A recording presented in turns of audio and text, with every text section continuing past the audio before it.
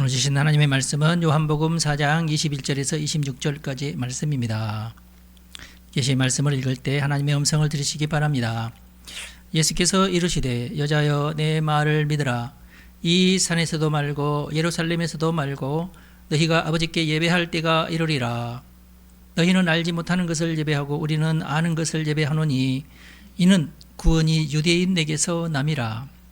아버지께 참되게 예배하는 자들은 영과 진리로 예배할 때가 오나니 곧 이때라. 아버지께서는 자기에게 이렇게 예배하는 자들을 찾으시느니라. 하나님은 영이시니 예배하는 자가 영과 진리로 예배할지니라. 여자가 이르되 메시아 곧 그리스도라 하는 이가 오실 줄을 내가 아노니 그가 오시면 모든 것을 우리에게 알려주시리이다. 예수께서 이르시되 네게 말하는 내가 그라 하시니라. 아멘. 참되게 예배하는 성도, 이런 제목으로 말씀을 드리겠습니다. 오늘 말씀의 주제는 삼위일체 하나님에 관한 말씀입니다. 유일하신 한 분, 하나님을 섬기는 자들이 바로 우리죠. 성경에 보면 하나님은 스스로를 계시하시는 분이십니다. 그래서 우리는 성경을 계시에 관한 말씀이다. 우리가 이것을 하나님을 깨닫게 되는 것은 오직 성경으로 밖에는 다른 방법이 없어요. 제가 이제 조사를 해봤는데 소위 정경이라고 불리는 세상의 모든 책들 가운데에 유일하게 하나님이 직접 계시하셨다는 내용은 성경에서밖에 발견할 수가 없어요. 이런 만화책 말고 정경에서 하나님이 직접 자신을 계시하셨다는 얘기는 성경밖에 없어요. 그리고 유일신입니다. 하나님만 유일한 참신이라는 계시도 성경밖에 없어요. 참 놀랍죠? 이 성경이 참 그 성경의 역사를 우리가 공부하다 보면 정말 놀라운 것을 많이 발견해요. 성경다운 책이 세상에 한 권도 없습니다. 정말 놀라워요. 꽤 오랫동안 꽤 많은 사람들에 의해서 기록되었는데도 다른 종교 경전들과는 비교가 될 수 없을 만큼 통일성이 있고, 여러분 같이 사는 부부도 사실 별로 통일성이 없잖아요. 남편 말 다르고 아내 말 다르거든요. 근데 성경만큼은 놀라워요. 그 오랜 기간 동안 기록되었는데 통일성이 있어요. 이건 정말 놀랐습니다. 근데 성경학자들이 좀 세밀하게 한 단어 한 단어로 막 연구에 들어가잖아요. 그러면 더 통일성이 있어요. 이건 정말 제가 볼 때는 참 기적이 아니고는 설명할 수 없는 그런 통일성입니다. 더 놀라운 것은 사실 공공연하게 성경 계속 읽혀지고 있는데 우리 교회에서도 매주 읽지 않습니까? 공부도 하고. 근데 제가 조사를 해보니까 개신교 교회가 세계에 도대체 몇 개나 있느냐 그랬더니 헤아릴 수 없대. 최소 수백만에서 많게는 5천만 개래요. 그럼 이게 뭐 통계야 뭐야. 그런데 그 모든 교회에서는 주일마다 예배를 드리면서 성경이 있잖아요. 이게 굉장히 특이한 현상이에요. 우리는 중학교 시절에, 지금은 어떨지 모르겠는데 저는 중학교 시절에 세계에는 4대 종교가 있다. 근데 사실은 동남아시아만 벗어나도 3대 종교라고 한대요. 4대 종교라는 말은 없대요. 우리는 왜 4대 종교? 유교 때문에. 근데 유교는 좀 죄송한 얘기인데 종교가 아니랍니다. 그냥 삶의 윤리지 종교가 아니래요. 그래서 세상 학자들은 유교를 종교로 분류하지 않는답니다. 그러고 보니까 유교에서는 하나님이 왜 없어요? 유교의 신이 있어요? 누구예요? 옥황상제? 도교입니다. 유교가 아니라. 유교 사상 자체가 어떤 질서 있는 사회에 관한 윤리가 핵심이지, 그 윤리를 그 체계적으로 세우기 위해서 윗사람을 존경하라 그러면 윗사람은 너희 아버지의 아버지는 임금님 뭐 이런 식으로 되기 때문에 그 아버지가 돌아가셨으면은 그러면 돌아가셔서도 존경을 해야지. 그래서 제사. 남의 집에 가서 제사 드려본 적 있으세요? 그 이상하지. 그 유교적이지 않지. 예. 그러니까 내 아버지가 신은 아니야. 모든 사람이 섬기는 신도 아니고 그냥 내 아버지일 뿐이야. 그리고 나도 아버지를 신으로 생각 안 해. 절을 하는 것은 그냥 예절이지 그냥. 유교의 정체성에는 구원이라는 단어도 없어요. 환생? 이건 또 유교도 아니야. 불교지. 우리는 지금 짬뽕에서 생각하니까 그것도 하나 종교라고 생각하는데 그렇지 않아요. 불교는 더 이상해요, 여러분. 제가 연구를 좀 해봤어요. 불교는 이제 힌두교를 거부하고 튀어나온 게 불교 아니에요? 힌두교는 더 이상해요. 굉장히 특이한 종교 형태를 취하고 있는데요. 힌두교에는요, 신이 수천이에요. 나도 하나 만들 수 있어요. 내가 인도인이라. 그 정도예요. 물론 이제 인도에도 기독교인들은 있어요. 힌두교라는 범주 안에 있는 종교 가운데 독립적으로 계시하는 신은 한 명도 없어요. 원래 힌두교에서는 신이 자기를 계시하지 않아요. 어떤 창시자도 없고 어떤 결정적인 계시도 없고 어떤 계시 사건도 없어요. 그러니까 당연히 계시 사건이 있어야 되는데 그런 거 없어요. 누가 계시 받았다 그런 내용이 전혀 없어요. 힌두교에서는 아예 그런 걸 쓰지도 않아요. 그리고 어떤 확정된 교리나 체계가 있는 것도 아니에요. 힌두교를 하나의 종교로 묶을 수 있다면 그 정체성이 뭔가를 따진다면은 누구의 신이 아니라 그냥 어떤 원칙이래. 그냥 원칙. 그래서 그 원칙이 뭐냐 그랬더니 우주는 어떻게 유지되는가에 관한 이야기가 있으면은 힌두교래. 그럼 종교야, 철학이야, 물리학이야 이게? 천체 물리학이야 이게? 종교예요 그러면? 그 다음이 뭐냐 그랬더니 법칙이 우주를 지탱한다. 이게 바이블이래요. 질서가 우주의 리듬이다. 인과응보는 우주의 자정작용이다. 죄를 지으면 벌을 받잖아요. 그런 것들이 우주적인 자정작용이래요. 그럼 신은 뭐냐? 각종 신은 그 질서의 톱니바퀴와 같은 역할을 한다. 인격적인 신은 없어요. 신조차 우주 질서의 파수꾼이에요. 그러니까 서로 당신이 어떤 신을 믿든지 상관도 안 해. 관심도 없고 나는 그냥 나는 이 신을 섬겨 뭐 이렇게만 있는 거야. 근데 불교는 그것도 파쇄하고 내가 누구를 섬기는 거야. 그냥 나는 나야. 나는 나지 내가 무슨 신과 관계가 있는 것도 아니야. 그게 불교예요. 그래서 불교는 힌두교적 이단이다. 그러면 힌두교는 각자 생각도 다르고 막 이러는데 그럼 어떤 통일성이 뭐냐 그랬더니 종교적 행위가 같대요. 교리가 같은 게 아니야. 같은 행동을 취한대. 그 행동이 뭐냐 그러니까 주술을 외운대. 인도인들은 외우는 걸 그리 좋아해요. 어렸을 때부터 이렇게 어떤 자기들 그 경전이라고 하는 것을 막 외운대. 암송한대. 왜 그렇게 암송하느냐? 암송을 철저하게 발음이나 글자 하나라도 빠짐없이 정확하게 암송을 해야 효력이 나타난대요. 마법사 같잖아. 마법사가 왜 마법사예요? 하여튼 듣도 보도 못한 말을 막 하는데 정확하게 해야 팡 하고 뭔가가 나타나. 만화영화 보는 것 같죠? 그게 이제 기복적이고 주술적인 행동이에요. 그게 힌두교라는 카테고리 안에서 정의가 되는 거예요. 힌두교라고. 그럼 너는 힌두교 이렇게. 어떤 신에게 기도하지 그런 상관도 안 하고 신에게는 관심이 없어. 힌두교에서 말하는 신도 그러니까 어떻게 보면 그냥 어떤 존재라기보다 법칙에 가까워요. 신상도 있죠. 인도에 신상이 많잖아요. 그것도 인격적 만남의 대상이 아니에요. 신상도 그냥 질서와 원리를 상징하는 상아탑 같은 그런 나는 이런 걸 믿는데 이걸 믿는다는 상을 우상이죠. 어떻게 보면 기독교적으로는 그걸 이제 보면서 나는 이걸 믿는다고 이렇게 계속 주문을 외우면서 더 놀라운 것은 인도에서는 나도 주문을 더 잘 외우고 나도 저 신을 뛰어넘을 수 있는 능력이 내 안에 있어. 이걸 또 믿는데요. 그러니까 신이 아니야. 그래서 인도에는 어떤 힌두교에는 회개한다, 용서한다, 은혜를 베푼다 이런 개념이 없어요. 그게 또 중심 개념도 아니야. 기독교에서는 그게 중심적인 어떤 가치잖아요. 그런 개념이 없어요. 고행도 하고 순례도 하잖아요. 그 뭐 회개하기 위해서 하는 게 아니래요. 자기를 연단하고 자기를 어떤 좀 더 높은 레벨로 끌어올리려고 고행을 하는 거래요. 그러니까 자기가 신이 되는 과정이야. 고행 자체가. 절대 회개나 그런 거 없어요. 물론 잘못된 것은 있으면은 그냥 다시 돌아가는 거야.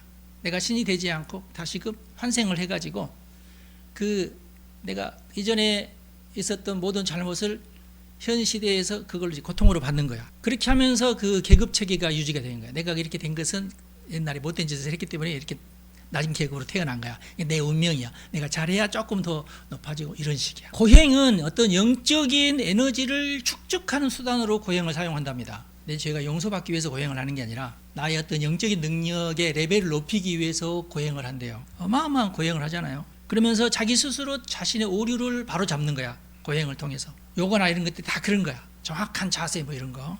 결국에는 어떤 수행을 통해서 자신이 숭배하는 신의 경지를 초월하려고 하는 게 목적이래요.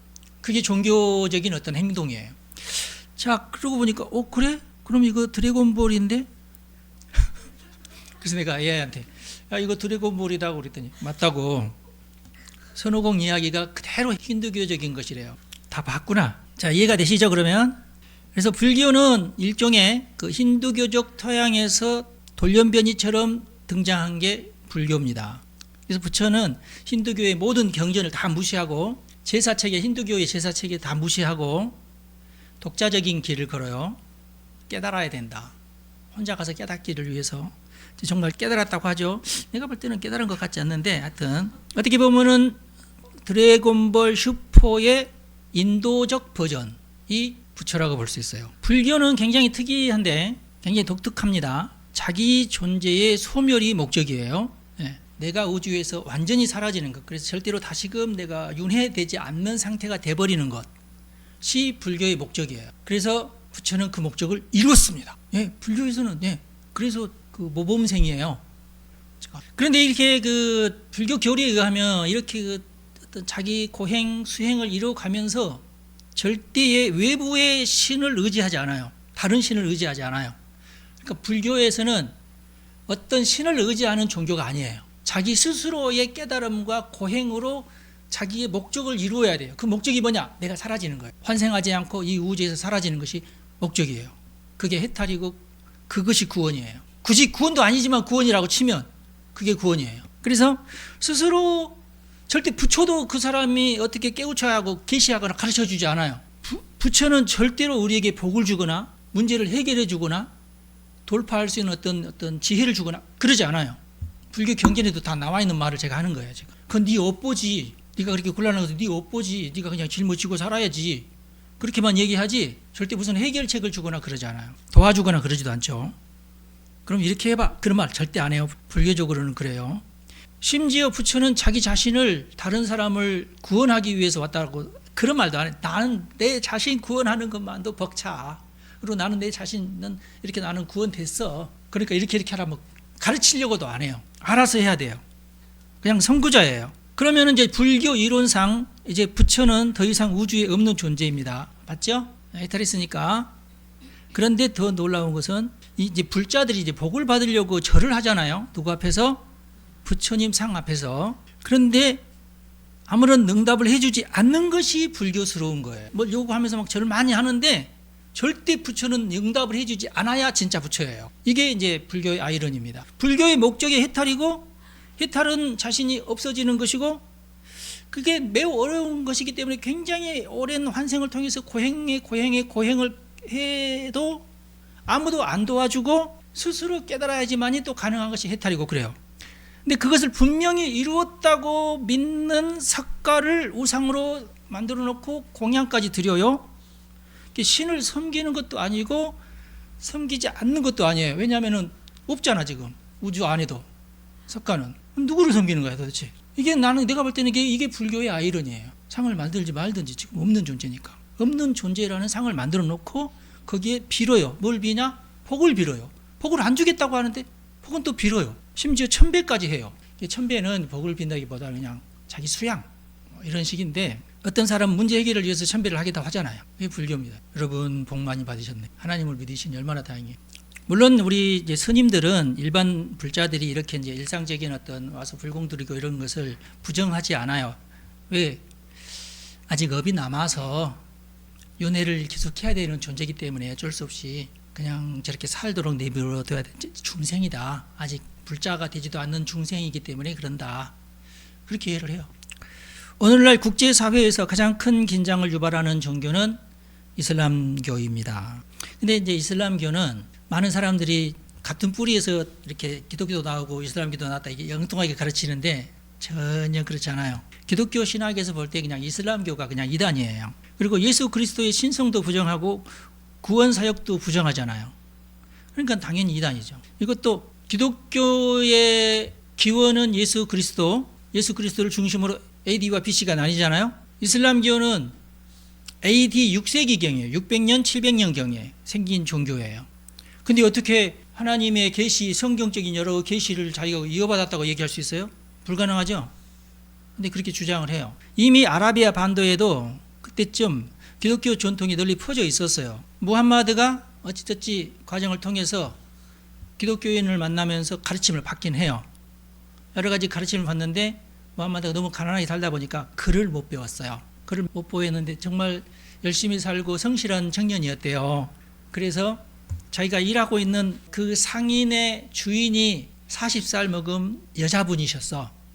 근데 그분이 무함마드를 보니까 야, 저놈 참 일도 잘하고 성실한데 내가 쟤하고 결혼해야 된다고 나하고 결혼해야 해가지고 그 40살 먹은 여자분과 그 부자 여자분과 25살 무함마드가 결혼을 하게 됩니다. 그때부터는 일도 안 하고 어디에 이제 몰두하게 되냐면 종교에 몰두하게 되는 거예요. 그래서 근데 일자 무식이야. 일자 무식인데 자기 부족이 섬기는 신은 달신이에요. 초생달신. 그런데 여차저차하니 어떤 정신적인 어떤 복잡한 데 어떤 병에 걸려가지고 유능한 사람 찾아갔는데 그분이 성경학자예요. 그분한테 이제 성경 이야기를 전해 듣습니다. 놀래요. 나는 달신만 있는 줄 알았더니 하나님도 있구나. 놀래면서 한동안 기독교에 좀 빠져요. 그래서 자기 부족에게 돌아와서는 막 설교를 해요. 이게 그 설교가 조금 내가 볼 때는 사람이 무식한 데다가 읽으면서 막 적거나 이렇게 하면서 공부한 게 아니라 자기 기억 속에 있는 거기 때문에 이상한 얘기가 막 튀어나와요. 코란에 그런 게 다 있어요. 그래서 코란을 얘기하지 않는 겁니다. 잘 번역하지 않아요. 그래서 결국 그렇게 하다 보니까 본인도 이제 혼란스러워요. 심지어 이런 말이 제일 이제 유명한 말인데 모세의 여동생 미리암이 예수를 낳았다는 말도 코란에 있어요. 이제 그 정도예요. 하여튼 시대와 인물과 이런 것을 막 짬뽕해서 얘기를 하다 보니까 그러니까 지나다니는 기독교에 보고 저 사람 왜 저렇게 얘기하지? 하면서 이제 키득키득 웃기도 하고 그러니까 근데 본인은 이제 본인의 집단에게는 나는 하나님에게 계시를 받았다 이렇게 막 주장을 했다 보니까 이게 만약에 이제 발각이 되면은 내가 하나님에게 계시를 받은 것이 아니라는 것이 들통이 나잖아. 그렇게 된 거예요. 당시에 대부분의 사람들이 또 이제 문명이고 그러다 보니까 이제 또 예언적인 능력이 있고 그런 무함마드에게 사람들이 의존하게 되고 그 말을 믿게 되고 그러다 보니까 이제 이렇게 됐는데 거짓말에도 거짓말을 만들어내고 결국에는 이제 기독교를 없애야만 하는 그런 형국이 돼버리고 말았어요. 이런 어떤 하루아침에 이런 일이 일어나는 게 아니라 굉장히 오랜 기간 동안 이런 어떤 갈등들이 쌓이면서 숙명적으로 이슬람교가 기독교와 어떤 긴장 관계를 유지할 수밖에 없도록 작용이 됐어요. 안타까운 일이죠. 본인도 처음부터 그러려는 마음이 없었는데 그리고 더 재밌는 것은 우리 부족이 섬기는 달신도 하나님 같았으면 좋을 걸 이렇게 하나님을 흠모하다가 결국에는 자기가 섬기는 신을 하나님이라고 선포를 하는데 자기가 옛날에 했던 말을 또 주워 담을 수는 또 없기 때문에 왜냐하면 다 계시 받은 거니까 선지자라고 마지막 계시를 받은 자라고 자기 스스로는 거짓말이긴 하죠. 근데 이제 그런 말을 해버렸으니까 어쩔 수 없이 그렇게 된 겁니다. 그러면서 오히려 이슬람이 기독교를 이단이라고 막 이렇게 공격하기 시작한 거예요. 그러면서 이 무함마드는 자신의 종교적인 어떤 이론을 정치적으로 군사적으로 사용하기 시작을 했어요. 이게 이제 약간 이제 하지 말아야 할 선을 넘어가 버린 겁니다. 종교는 종교고 국가는 국가고 정치는 정치고 그러잖아요. 당시에 아라비아의 부족들은 서로 싸우고 그러면은 이쪽 부족과 싸워서 이겼다 그러면은 야 너네들은 앞으로 너희들은 내 부하야.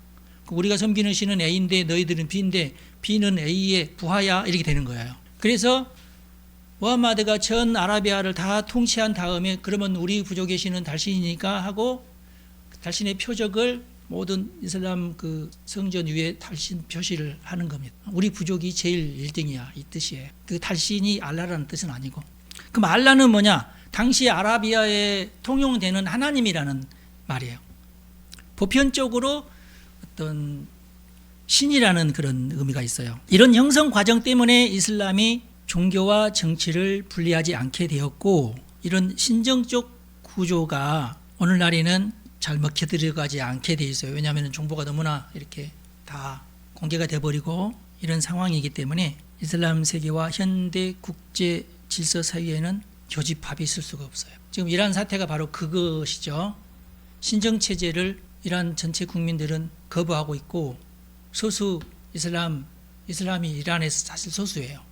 이 소수 이슬람들만 이 체제를 계속 유지하려고 하는 그런 상황에 놓여 있다고 보시면 될 것 같아요. 제가 오늘 간략하게 종교들을 비교하는 이유는 기독교만이 가지고 있는 독특성이 얼마나 소중한지를 제가 상기시키기 위해서입니다. 그리고 기독교의 독특성은 성경에서부터 비롯되고 있어요. 성경이야말로 계시적인 책이죠. 아담에게 나타나신 하나님, 아브라함에게 나타나신 하나님. 나는 하나님이다. 아브라함아, 너는 이렇게 해라. 네. 모세에게 나타나신 하나님. 그러니까 하나님은 항상 계시하시는 하나님이에요.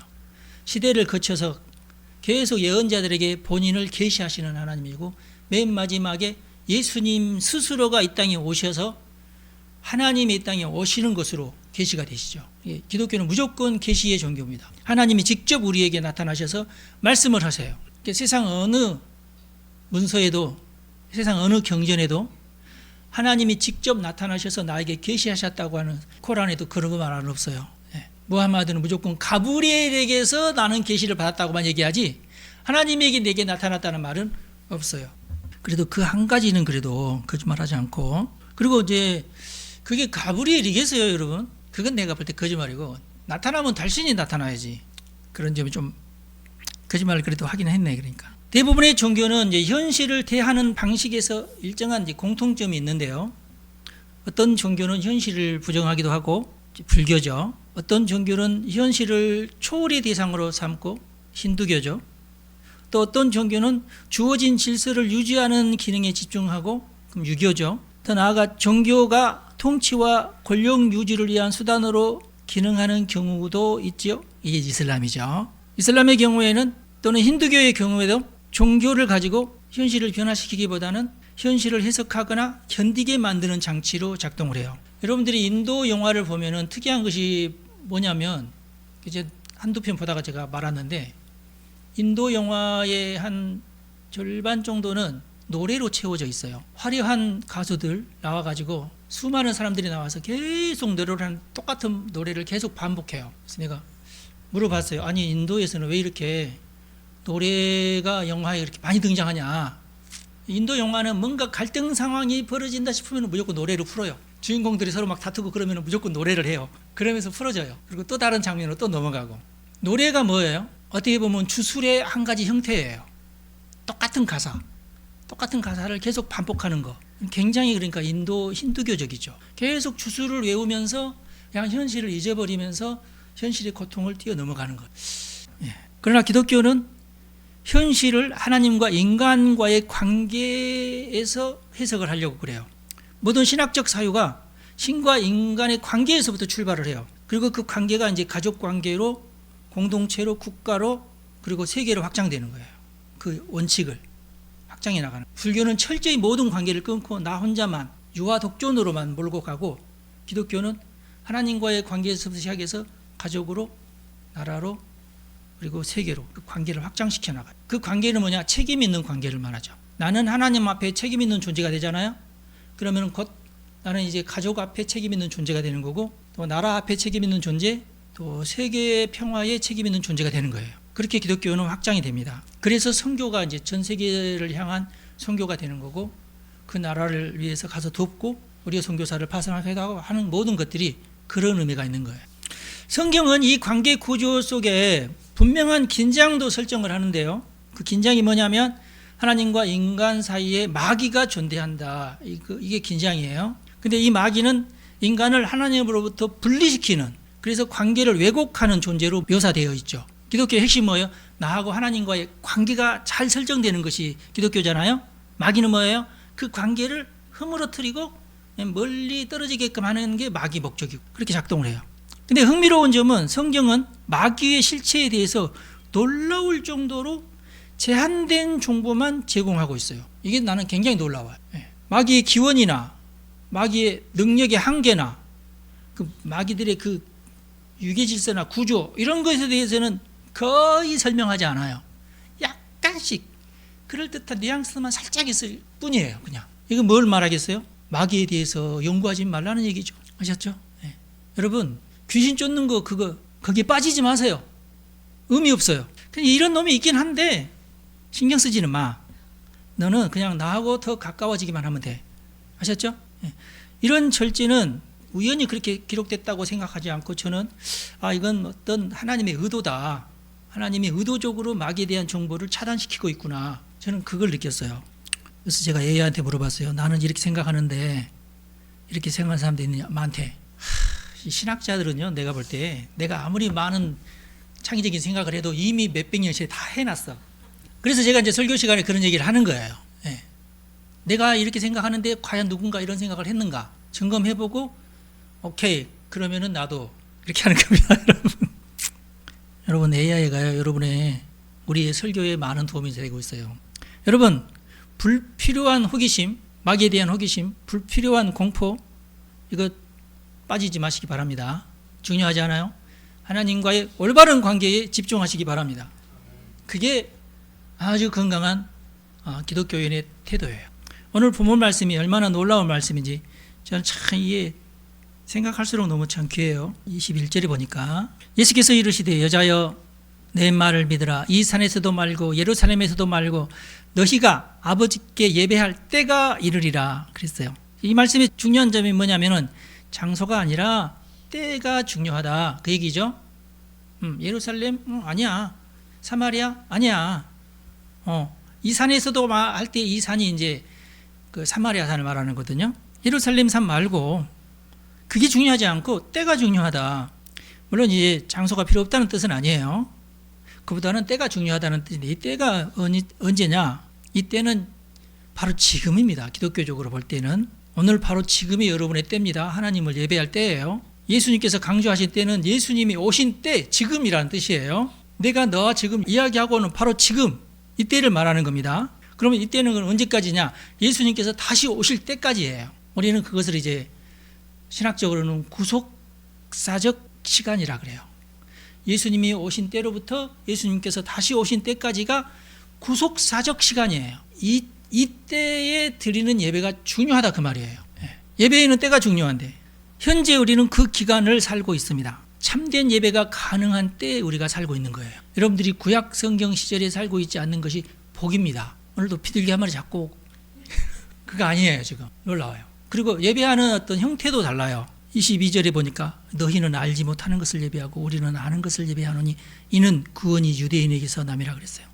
자, 여기서 알지 못하는 것이라는 사마리아라는 그 지역 자체가 유대인들이 포로로 갈 때 포로로 끌려가지 않고 그 땅에 남아서 이방인들과 섞이는 그런 역사적인 어떤 일이 있었어요. 그러니까 하나님을 알기도 하는데 이방 종교도 알게 되는 약간 좀 이단스러워진 그런 지역입니다. 그리고 유대인들도 와가지고 오 쟤들은 이상한 애들이야 하면서 안 만나고 그랬는데 예수님만 그 길을 걸어가면서 만나줬죠.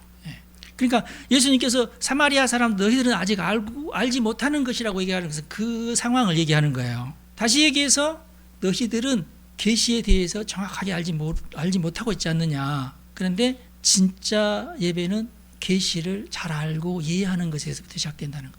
계시의 주체가 누구예요? 예수님이시잖아요. 당시에는 구약 성경을 말하는 거고 구약 성경은 누구한테 주어졌어요? 유대인들한테 주어진 거고요. 근데 우리한테는 신약 성경까지 주어졌으니까 성경 전체를 말하는 거죠. 성경에서 계시된 그 하나님에게 예배하는 거, 그게 예배다. 어떤 피해 제사 그런 것이 아니라 이제는 다른 신이 아니라 오직 하나님께만. 그래서 예루살렘에 가서 이 어린 양을 드려야 되는 거, 그게 문제가 아니다. 때가 문제다. 때는 지금부터다. 우리는 지금 그 때 속에 있습니다. 23절 말씀에도 보면은 아버지께 참되게 예배하는 자들은 영과 진리로 예배할 때가 오나니 곧 이때라 그랬어요. 저는 이 영을 성령으로 해석을 합니다. 하나님은 우리 아버지시고 나의 근원이시고 나의 왕이시고 나의 주인이시죠. 이제 예배의 핵심은 어린 양을 피로 드리는 제사에서 벗어나서 예수님 스스로가 어린 양이 되어서 단번에 영원하시고 완전하신 제사를 하나님께 드렸으니까 이제 더 이상 이제 어린 양은 필요 없게 됐죠. 그러니까 이제부터는 어떻게 예배드리냐? 어린 양의 피가 아니라 영과 진리로 예배드린다. 성령으로 예배드린다. 여러분의 영이 성령으로 충만하셔야 돼요. 항상 우리가 예배를 드릴 때 성령님 오시옵소서. 제가 첫 마디가 그거잖아요. 그리고 진리로. 진리는 예수님이시죠. 예수님의 말씀, 성경 말씀으로 예배를 드리는 거예요. 지금 우리가 지금 그러고 있죠. 그게 진짜 예배다. 그게 참된 예배다. 성령이 없는 그냥 열심만 있는 예배가 참된 예배가 아니에요. 성령이 임하셔야 돼요. 그리스도 없는 영성도 참된 예배가 아니에요. 그리스도 진리의 영 성령, 예수님 자체가 내가고 길이요 진리요 생명이라고 그랬잖아요. 그러니까 진리가 없는 영성도 참된 예배가 아니죠. 뿐만 아니라 참된 예배는 뭐예요? 하나님은 예배를 받기만 하시는 분이 아니라 예배하는 자를 찾으신다고 기록하고 있어요. 하나님께서 예배하시는 자를 부르신다는 거예요. 여러분들은 하나님에게 부름받은 존재입니다. 난 잘 모르겠는데요. 확신을 하셔야 돼요. 아, 나는 하나님이 불러서 나에게 있구나. 여기에 대한 확신이 없으면 참된 예배라고 할 수 없어요. 우리는 예배를 드리러 교회에 오는데요. 하지만 오늘 이 말씀 앞에 저 자신도 묻고 싶어요. 그동안 나는 참된 예배자였는가? 내가 드리는 예배가 진짜 예배였는가? 아니면은 습관적으로 익숙하게 예배를 바라보는 사람이었는가? 오늘 목사님 설교가 오늘은 몇 점? 오늘 찬양대도 오늘은 몇 점? 출석을 했지만 정말 내가 하나님 앞에 서 있는 거야?